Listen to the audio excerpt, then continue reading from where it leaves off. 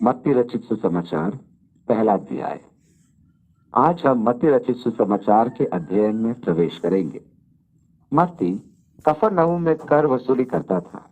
उसे मसीह यीशु ने अपना शिष्य बनने के लिए बुलाया। उसे लेवी भी कहा जाता था। वह अपनी सुसमाचार वृत्तांत का आरंभ यीशु की वंशावली से करता है, जिसे वह इब्राहिम से जोड़ता है। अध्याय 1 और पद 1 में वह यह विचार स्पष्ट करता है। यह वंशावली की पुस्तक है जो उस मसीह यीशु के विषय है जो दाऊद का पुत्र इब्राहिम का पुत्र है। परमेश्वर ने इब्राहिम को प्रतिज्ञा दी थी, और पृथ्वी की सारी जातियां अपने को तेरे वंश के कारण धन्य मानेंगी। इस प्रतिज्ञा के कारण यह माना जाने लगा था कि इब्राहिम के वंशजों में से मसीहा का उदय होगा, जो पृथ्वी की समस्त जातियों के लिए आशीष का कारण होगा। इस कारण जो कोई भी मसीहा होने का दावा करेगा, उसे सबसे पहले यह सिद्ध करना होगा कि वह इब्राहिम का वंशज है, क्योंकि परमेश्वर ने यह विशेष प्रतिज्ञा इब्राहिम को दी थी। परमेश्वर ने एक प्रतिज्ञा दाऊद को भी दी थी कि वह दाऊद के कुटुंब को बनाएगा और उसकी संतान सदाकाल के लिए सिंहासन पर बैठेगी। इस प्रतिज्ञा के कारण दाऊद ने यह समझा कि परमेश्वर उसे प्रतिज्ञा दे रहा था कि मसीहा उसके वंश से उत्पन्न होगा।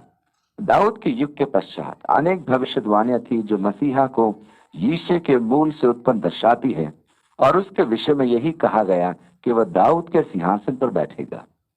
इसलिए यदि कोई मसीहा होने का दावा करे तो उसे सिद्ध करना होगा कि वह दाऊद का वंशज है, और यह भी कि वह इब्राहिम का वंशज भी है।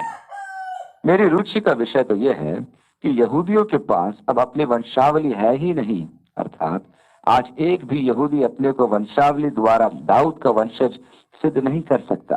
उन्होंने समय के फेर में अपनी समस्त वंशावलियां खो दी हैं। यह कोई समस्या वाली बात नहीं है, क्योंकि मसीहा तो आ चुका है।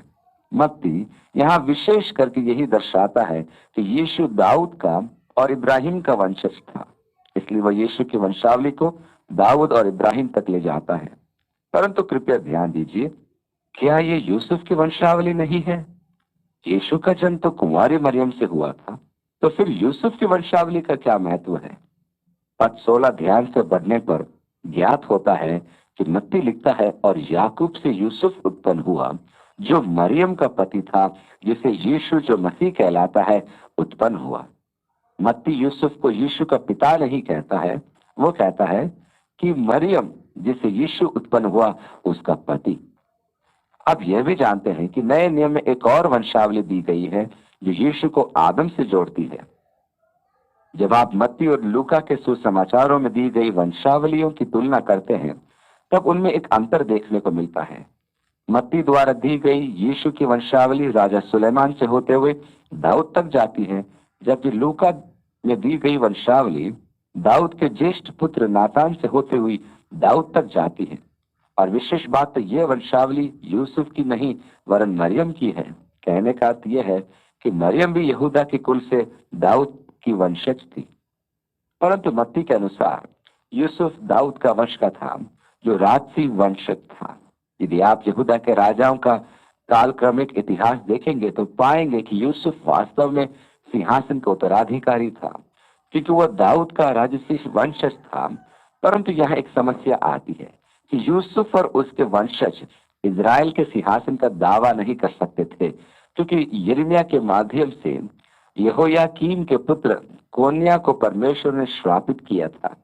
न उसके वंशज में से कोई भाग्यवान होकर दाऊद की गद्दी पर विराजमान व यहूदियों पर प्रभुता करने वाला होगा। ये हम यिर्मयाह के 22वें अध्याय की 30वीं आयत में देखते हैं। और यूसुफ उसका वंशज था। दूसरी ओर यीशु मरियम के वंश के होने के कारण दाऊद के सिंहासन का वैदिक उत्तराधिकारी था, क्योंकि मरियम कोन्या के वंश से न होकर नातान के वंश से थी। इसलिए यिर्मयाह में विहित परमेश्वर के श्राप के कारण यूसुफ का पुत्र होते हुए यीशु सिंहासन का अधिकारी नहीं था, परंतु दाऊद के पुत्र नातान का वंशज होने के कारण उसे सिंहासन पर बैठने का अधिकार प्राप्त था। जहां तक यहूदी राष्ट्र का प्रश्न है, वह यीशु को पवित्र आत्मा से कम और यूसुफ का बड़ा पुत्र अधिक मानते हुए सिंहासन पर बैठने का अधिकार देता है। तो परमेश्वर दोनों संभावनाओं को जोड़ देता है, जो अत्यधिक आश्चर्यजनक है। अब कुछ ऐसी रोचक बातें हैं इसमें, जैसे वंशावली में असामान्य रूप से स्त्रियों का नाम।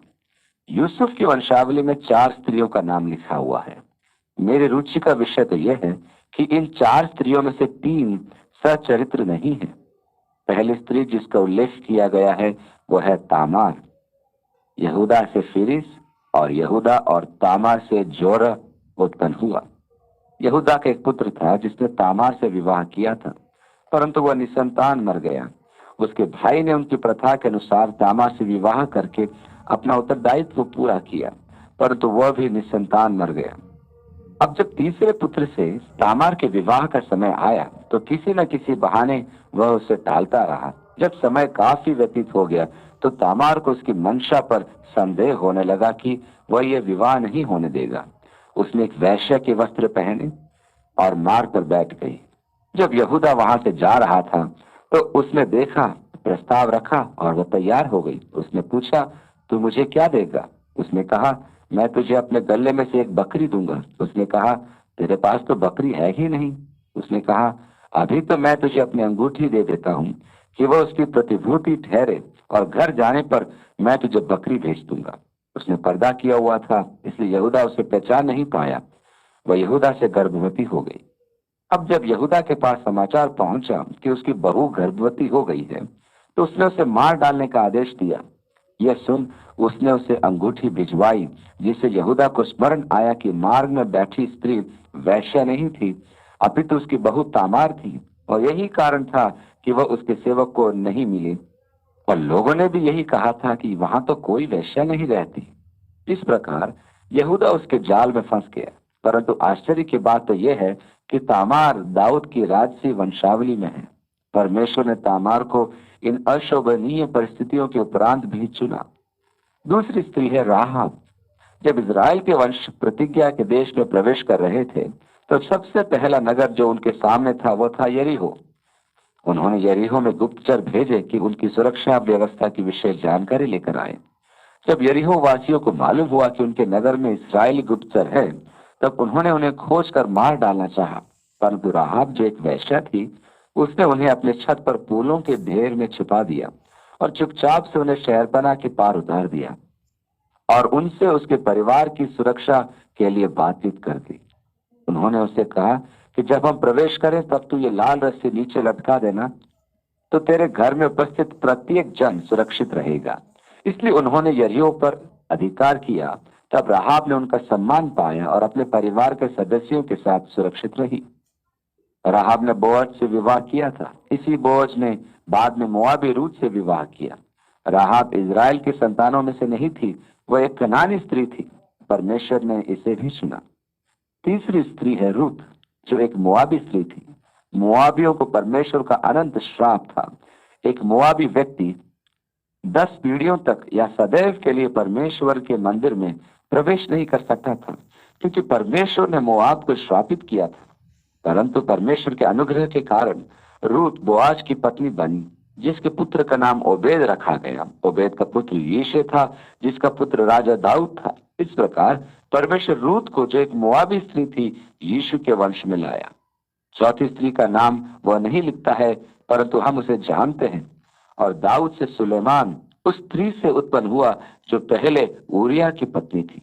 बतशेबा वह चौथी स्त्री है जिसे यीशु की वंशावली में लाया गया। बतशेबा वही स्त्री है जिसने राजा दाऊद के साथ व्यभिचार किया था। उसके पति को दाऊद ने बड़ी चतुराई से युद्ध में मरवा दिया था। वह दाऊद की पत्नी बनी। इससे सुलेमान उत्पन्न हुआ जो इज़राइल का राजा बना, जिससे यूसुफ की वंशावली आती है। इस प्रकार परमेश्वर ने यूसुफ की वंशावली में ये 4 स्त्रियां जोड़ी कि उसके अनुग्रह का प्रदर्शन हो, जिससे कि हम में से कोई भी अपनी विफलताओं के उपरांत भी परमेश्वर की इस योजना में सहभागी हो सकते हैं, जो मनुष्य के लिए उसने अपने अनुग्रह और प्रेम से स्थापित की है। ये योजना किसी को बाहर नहीं छोड़ती है। परमेश्वर ने अपनी योजना में ऐसे मनुष्यों को पहले ही संयुक्त कर लिया था जिन्होंने अपने जीवन में गोलमाल किया हो। ऐसे व्यक्ति जिनके जीवन में व्यक्तिगत असफलताओं के पुतले रहे हों, ऐसे व्यक्ति जिनके जीवन में अनैतिकता के धब्बे रहे, परंतु परमेश्वर ने उन्हें अपनी सर्वव्यापी योजना में प्रयोग किया। इसलिए यह हमारे लिए, जिनके जीवन में धब्बे और असफलता है, एक प्रेरणा है कि परमेश्वर हमें अपनी योजना में प्रयोग कर सकता है। मेरे लिए तो यह जानना एक उत्सुकता का कारण है कि परमेश्वर इन स्त्रियों को यीशु की वंशावली में जोड़ता है। अब मत्ती पीढ़ियों में विभाजन करता है। 17वीं आयत, इब्राहिम से दाऊद तक सब 14 पीढ़ी हुई, और दाऊद से बाबुल को बंदी होकर पहुंचाए जाने तक 14 पीढ़ी, और बंदी होकर बाबुल को पहुंचाए जाने से लेकर मसीह तक 14 पीढ़ी हुई। इब्राहिम से दाऊद तक 14, दाऊद से बाबुल की बंधुआई तक 14, और बंधुआई से यीशु तक 14। यह प्रत्यक्ष है कि मत्ती ने कुछ नाम जोड़ दिए हैं जिससे कि उन पीढ़ियों को 7-7 के 3 जोड़े। उसने जानबूझकर कुछ नाम छोड़ दिए हैं। पद 8 से स्पष्ट है कि उसने इतिहास के अनुसार उजिया, योआश के नाम छोड़े गए हैं, क्योंकि ये अर्थालय के संतान थे। अर्थालया इजबेल और आहाब की पुत्री थी। इजबेल और आहाब के पापों के कारण इजराइल का सर्वनाश हुआ था। अर्थालया ने दाऊद के संपूर्ण वंश को नष्ट करने का प्रयास किया था, परंतु उसकी एक संतान बच निकली और अनंततः राजा बनी। मेरे विचार में तो मत्ती ने जानते हुए ऐसा किया है। कुछ अन्य नाम भी छोड़े गए हैं, जिसका एकमात्र कारण है कि मत्ती 14 पीढ़ियों के क्रम को लेकर चल रहा था। मैं इस विचार से सहमत नहीं हूं कि मत्ती से चूक हो सकती है। ये उसने जानते हुए किया, क्योंकि उसके पास वही वंशावली है जो पुराने नियम में विहित है। यदि आप इसके कारणों की खोज करें तो आप समझ जाएंगे कि उसने ऐसा क्यों किया। पद 16 में देखिए, और याकूब से यूसुफ उत्पन्न हुआ जो मरियम का पति था, जिसे यीशु जो मसीह कहलाता है उत्पन्न हुआ। यहाँ अकस्मात ही मत्ती वंशावली के अपने वृत्तांत में परिवर्तन ले आता है, जो एक प्रकार आवश्यक भी है।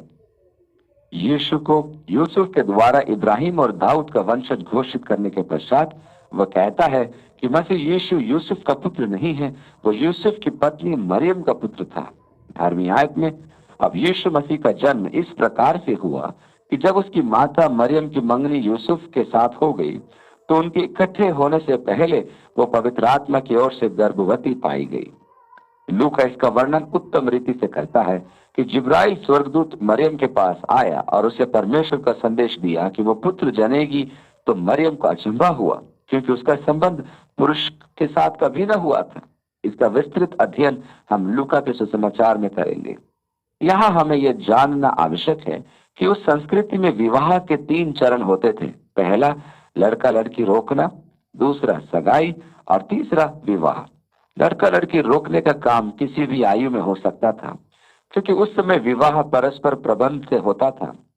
और यदि आपके माता पिता आपस में मित्र हैं और उनके पास एक पुत्री होती, कालांतर में जब उनका पुत्र जन्म लेता तो अच्छे मित्र होने के कारण वे एक समझौता करते कि दोनों बच्चों का समय आने पर विवाह पक्का कर देंगे, चाहे बच्चे 2 वर्ष और 3 वर्ष के हों। और जब आप केजी क्लास में होते तो आप कहते ये आपकी गर्लफ्रेंड आपके साथ है। इस प्रकार ये लड़का लड़की रोकने का संस्कार जीवन में बहुत कम आयु में भी हो सकता था, क्योंकि विवाह माता पिता का प्रबंध होता था। अब जब वे उस आयु में आ जाते थे कि वे विवाह के योग्य हों, लगभग आरंभिक किशोरावस्था में अर्थात 15 या 16 वर्ष में, विशेष करके लड़की की आयु, तब उनकी सगाई की जाती थी। परंतु इस समय से वे 1 वर्ष के लिए एक दूसरे से शारीरिक रूप से पृथक रहते थे और अपने आप को विवाह और विवाहित जीवन के उत्तरदायित्वों के प्रति तैयार करते थे। परंतु पृथक रहते हुए भी यदि सगाई को तोड़ा जाए तो तलाक का कागज लिखना होता था, क्योंकि सगाई की वैधानिकता विवाह के बराबर होती थी। 1 वर्ष पश्चात विवाह का संस्कार पूर्ण किया जाता था। सुहागरात के दिन पिता अपनी पुत्री कौमारी के प्रमाण एकत्रित करके सुरक्षित रखता था कि यदि कभी उसकी कुंवारी होने पर संदेह प्रकट किया गया तो वह उन प्रमाणों को प्रस्तुत कर पाए, जिसके परिणाम स्वरूप उसके दामाद को अपनी पत्नी पर झूठा आरोप लगाने के अपराध में दंड दिया जा सके। इसलिए लड़की के पिता को ऐसा करना आवश्यक था। इस प्रकार उनके विवाह के 3 चरण थे। पहला लड़का या लड़की रोकने का संस्कार, दूसरा सगाई तथा तीसरा विवाह। यूसुफ और मरियम अभी इस प्रतिकरण की अवस्था में थे, और जब मरियम गर्भवती हो गई तो ये एक बड़ी सामाजिक समस्या बन गई, क्योंकि यहूदी व्यवस्था के अनुसार यह व्यभिचार था और उसका दंड था पत्रवाह किया जाना। अब यूसुफ जो एक भला मनुष्य था, उसके सामने ये बड़ी समस्या हो गई कि मरियम जैसी आत्मिक स्त्री के साथ ये घटना घटी और अब उसे क्या करना उचित होगा। मरियम तो ऐसे पवित्र स्त्री थी जिसे परमेश्वर ने चुना कि वह अपना पुत्र उसके द्वारा इस संसार में लाए। दुनिया आज तक उसे धन्य कहती है और हम कहते हैं यीशु की धन्य माता मरियम। उसकी आत्मिक अवस्था का वर्णन लूका के सुसमाचार में दिया गया है, जब वो अपने रिश्ते की बहन एलिशबा से भेंट करती है और दोनों बहनें अपने अपने अनुभवों का जो उन्होंने परमेश्वर से प्राप्त किए थे परस्पर व्याख्यान करती हैं। एलिशबा के गर्भ में यीशु का भाई यूहन्ना था और मरियम के गर्भ में यीशु था। मरियम के मुख से स्तुति गान निकला जो लूका पहला अध्याय के 46वीं आयत में है। मेरा प्राण प्रभु की बढ़ाई करता है और मेरी आत्मा में उद्धार करने वाले परमेश्वर से आनंदित हुई है, क्योंकि उसने अपने दासी की दीनता पर दृष्टि की। इसलिए देखो, अब से युग युग के लोग मुझे धन्य कहेंगे। यूसुफ असमंजस में था कि क्या करे। वो मरियम से बहुत अधिक प्रेम करता था और उसके सार्वजनिक अपमान और पथरवाह किए जाने के बारे में वो सोच भी नहीं सकता था। इस कारण उसने सोचा कि उसे किसी अज्ञात स्थान ले जाकर उसे त्याग दे, जिससे कि वो बची तो रहेगी। अभी यूसुफ ये विचार कर ही रहा था कि स्वर्गदूत उसके पास आया। ध्यान दीजिए कि बाइबल में यूसुफ के लिए क्या गवाही है। सो उसके पति यूसुफ ने जो धर्मी था और उसे बदनाम करना नहीं चाहता था। यूसुफ के विषय में हमने अधिकांश समय यही माना है कि वह एक जड़ बुद्धि व्यक्ति था, परंतु सत्य तो यह है कि वह परमेश्वर के संबंधों में उपस्थित था और यही कारण है कि परमेश्वर ने उसके पास अपना संदेश भेजा। यह तो निश्चित है कि यूसुफ यीशु के जीवन में अधिक दिन जीवित नहीं रहा, क्योंकि उनके मिस्र से लौट आने के पश्चात जो एकमात्र संदर्भ बाइबल में है वह यूहन्ना 6 अध्याय में हम देखते हैं। क्या यह यूसुफ का पुत्र यीशु नहीं, जिसके माता पिता को हम जानते हैं? यह उस समय की घटना है जब यीशु नासरत में था, परंतु जब उसने अपनी सेवा आरंभ की तब यूसुफ का कहीं नाम नहीं है। 19वीं आयत में आगे लिखा है, प्रभु का स्वर्गदूत उसे स्वप्न में दिखाई देकर कहने लगा, हे यूसुफ, दाऊद की संतान, तू अपनी पत्नी मरियम को अपने यहाँ ले आने से मत डर। हम पहले ही देख चुके हैं कि वह दाऊद का वंशज है। जब वह इन बातों के सोच में ही था तो प्रभु का स्वर्गदूत उसे स्वप्न में दिखाई देकर कहने लगा, हे यूसुफ, दाऊद की संतान, तू अपनी पत्नी मरियम को अपने यहाँ ले आने से मत डर, क्योंकि जो उसके गर्भ में है वो पवित्र आत्मा ही की ओर से है। अपनी सगाई के कारण वो यूसुफ की पत्नी मानी जाती थी, जबकि अभी उनका विवाह संपन्न नहीं हुआ था। 20वीं आयत में आगे, क्योंकि जो उसके गर्भ में है वो पवित्र आत्मा की ओर से है, वो पुत्र जनेगी और तू उसका नाम यीशु रखना, क्योंकि वो अपने लोगों को उनके पापों से उद्धार करेगा। यहोशुआ अर्थात यीशु का यही अर्थ है कि यहोवा ही उद्धार है। ये इब्रानी शब्द है जिसे हम हिंदी में यहोशू कहते हैं। उसका नाम ही उसका कार्य निर्धारण था। वो अपने लोगों को पापों से मुक्ति दिलाएगा। 22वीं आयत, मत्ती भविष्यवाणियों को परमेश्वर प्रेरित दर्शाते हुए लिखता है, यह सब इसलिए हुआ कि जो शब्द परमेश्वर ने भविष्य वक्ता के द्वारा कहा था वो पूरा हो। यहाँ ध्यान देने योग्य बात यह है कि मत्ती भविष्यवाणी के वचन को परमेश्वर प्रेरित मानता है।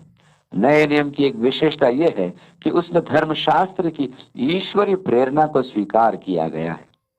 दाऊद के लेखों के विषय में पत्रस कहता है, हे भाइयों, अवश्य था कि पवित्र शास्त्र का वो लेख पूरा हो जो पवित्र आत्मा ने दाऊद के मुख यहूदा के विषय में पहले से कही थी। नया नियम ये स्वीकार करता ही नहीं वरन इसका साक्षी भी है कि धर्मशास्त्र के लिखे जाने में परमेश्वर का हाथ था, अर्थात परमेश्वर ही धर्मशास्त्र के वचन का लेखक है।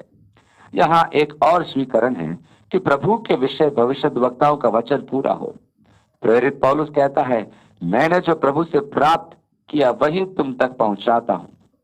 भविष्यद्वक्ता यशायाह ने अध्याय 7 में घोषणा की थी, एक कुंवारी गर्भवती होगी और पुत्र जनेगी जिसका नाम इम्मानुएल रखा जाएगा, जिसका अर्थ है प्रभु हमारे साथ है। जब हम आधुनिक अनुवाद के विषय में विचार विमर्श करते हैं तो मेरी समस्या यह होती है कि उसमें यीशु के ईश्वरत्व को अनदेखा किया जाता है। इसलिए मैं पुनरावृत्त संस्करणों पर विश्वास नहीं करता, उनसे लगाव भी रखता नहीं। यदि आप यशायाह की इस भविष्यवाणी पर ध्यान दें तो वहां लिखा है कि यह परमेश्वर ने यहोशाफात से चिन्ह मांगे। तब भविष्यद्वक्ता ने कहा कि परमेश्वर अपनी ओर से तुझे चिन्ह देगा। देख, एक कुंवारी गर्भवती होगी और पुत्र जनेगी और उसका नाम इम्मानुएल रखा जाएगा, अर्थात परमेश्वर हमारे साथ है। ये परमेश्वर ने यह वचन दिया था कि मसीह का जन्म एक कुंवारी से होगा।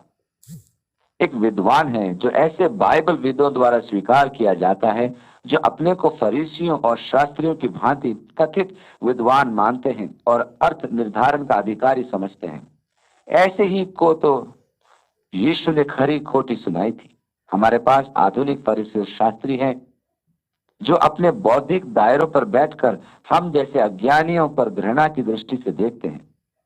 जेनेसियस नाम एक विद्वान ने अपनी टीका में इब्रानी शब्द अल्मा का अनुवाद युवती किया है और यह अनुवादक उसको आधार मानकर जेनेसियस का अनुवाद युवती शब्द मरियम के लिए काम में लाता है। और देख, परमेश्वर तुझे एक देगा कि एक युवती।